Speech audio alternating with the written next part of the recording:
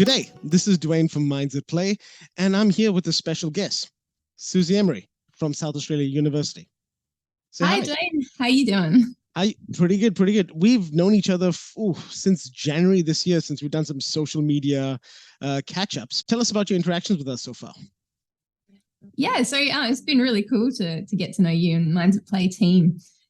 In probably like the end of last year, I started seeing your name popping up on a few different things and some game conventions and some cool sharings on LinkedIn and things like that. And I thought, oh, that's something I'm pretty interested in. And my son signed up for some of your sessions early in the year.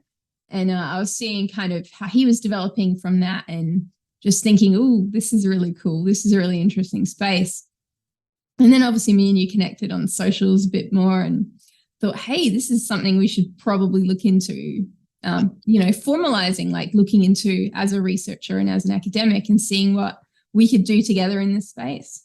Absolutely. And what I absolutely liked about having a gaming lecturer in our space, you were able to identify things that the general public generally just doesn't understand about the value of gaming and specifically tabletop RPGs in people's lives. And we got it because we were playing with these kids on a regular basis, and we will identify change in them.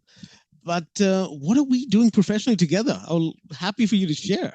So I come from this space in digital games, and I'm a game designer and a researcher of games. I like to look at how games can be used for education and social change. So games are really, really good at that because they kind of engage us in this experience and they let us explore different ways of thinking or being or seeing the world that other mediums can't. Like we can read a book about what it's like to go to Mars, but if we play a game about going to Mars, we can literally be the astronaut, walk around, make choices and change the world with our actions. So games are really, really important to that. But I didn't really have much of an understanding of TTRPGs from a design point of view. And I played some D&D, but the last couple of years I've been getting more and more into it. And it was kind of through seeing what your program was doing that I was like, oh, I think a lot of those benefits, maybe even all of them, also carry across. And me going as a researcher, oh my gosh, this space, I feel like I've never looked at before, but it's so good. We've noticed behavioral changes within our players and how they interact from when they first start with us and how they transition over time, and what that means for them personally as they take steps into the real world from our digital platform and going out there into that area. But what I like about what you're doing is that you're looking not from and correct me if I'm wrong, we're not looking from a therapeutic side, but from a social change side. Is that correct? Social growth. Exactly.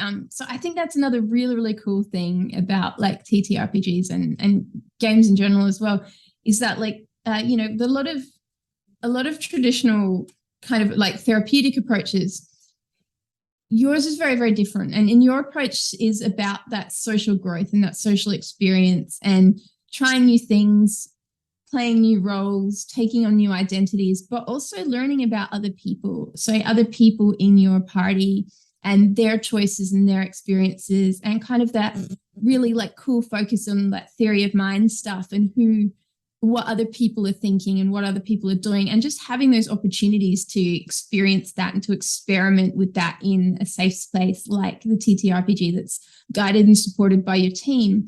I think it's just the coolest approach, and literally anyone can benefit from this. Like anyone in the whole world, I think would have an awesome experience and would learn cool things and be exposed to different people and different experiences from playing TTRPGs like D&D.